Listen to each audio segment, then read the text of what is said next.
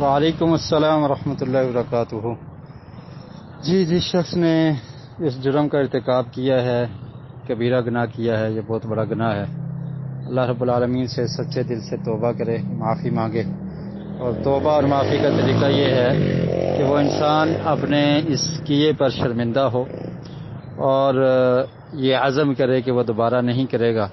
اور دوبارہ ایسی سوسائٹی سے اور ان کاموں کے قریب جانے سے بھی گریز کرے اور ایسے تمام وسائل سے بچے جو اس جگہ تک پہنچا دیتے ہیں۔ اور اسی طرح سب سے پہلا عمل تو وہ سچے دل سے توبہ ہے، اور توبہ کے ساتھ ساتھ نیک اعمال کی کثرت، وہ نماز کی صورت میں ہو، نفلی نماز کی صورت میں، اور اسی طرح صدقہ و خیرات کیا جائے، تو یہ چیزیں گناہوں کو مٹا دیتی ہیں۔ اللہ رب العالمین نے قرآن مجید میں ارشاد فرمایا، سورہ ہود آیت نمبر 114 میں، وَأَقِمِ الصَّلَاةَ طَرَفَيِ النَّهَارِ وَزُلَفًا مِّنَ اللَّيْلِ إِنَّ الْحَسَنَاتِ يُذْهِبْنَ السَّيِّئَاتِ ذَلِكَ ذِكْرَىٰ لِلذَّاكِرِينَ، اور دن کے دونوں کناروں میں نماز قائم کر، اور رات کے کچھ گھڑیوں میں بھی بے شک نیکیاں برائیوں کو لے جاتی ہیں۔ اگرچہ یہ آیت صغیرہ گناہ کے بارے میں ہے، لیکن توبہ کے بعد نمازوں کو قائم کرنا، تہجد پڑھنا اور فرضی نماز خاص کر کے ان کا اہتمام اور ساتھ نوافل کا اہتمام، یہ بھی برائیوں کو ختم کرنے کا ایک ذریعہ ہے۔ اور اسی طرح اللہ رب العالمین نے سورہ فرقان کی آیت نمبر 68 سے لے کر 71 تک ان چیزوں کا ذکر کیا کہ وہ لوگ جو اللہ کے علاوہ کسی کو معبود نہیں بناتے، اس کے ساتھ کسی کو شریک نہیں ٹھہراتے، اور جن حرام کاموں کا یعنی قتل نفس، کسی کو قتل کرنا جس کو اللہ نے حرام کر دیا ہے، اس کا ارتکاب نہیں کرتے، زنا نہیں کرتے، اور فرمایا کہ جو انسان یہ کبیرہ گناہ کرے گا تو وہ برائی کو پاتا ہے،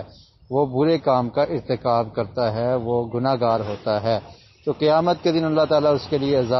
عذاب کو زیادہ کریں گے اور وہ اس میں ہمیشہ رہے گا۔ اس کے بعد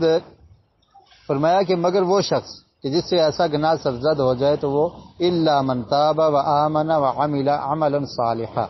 تو پھر وہ توبہ کر لیتا ہے، معافی مانگ لیتا ہے اور سچا اور پکا مومن بن جاتا ہے، نیک صالح اعمال کرتا ہے، تو اللہ تعالیٰ اس کی برائیوں کو نیکیوں میں بدل دیتے ہیں، اور اللہ تعالیٰ بخشنے والا اور رحم کرنے والا ہے۔ تو سچے دل سے وہ شخص توبہ کرے، معافی مانگے، اور اس کے ساتھ ساتھ نوافل کی کثرت ہو اور صدقہ و خیرات، کیونکہ صدقے کے بارے میں بھی نبی کریم صلی اللہ علیہ وسلم کا ارشاد ہے کہ صدقہ برائی کو ختم کرتا ہے، یطفئ الخطیئہ، برائی کو، گناہ کو ختم کر دیتا ہے۔ تو صدقہ و خیرات بھی کرے نوافل کثرت سے، اور قرآن مجید کی تلاوت، اور ہر نیکی کا کام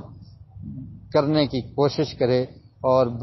بری مجالس سے دور رہے، اور اپنے اس گناہ پر بار بار استغفار کرتا رہے، توبہ کرتا رہے۔ تو استغفار اور توبہ کرنا یہ بھی ایک اچھا عمل ہے، اس سے بھی گناہوں کی بخشش ہو جاتی ہے۔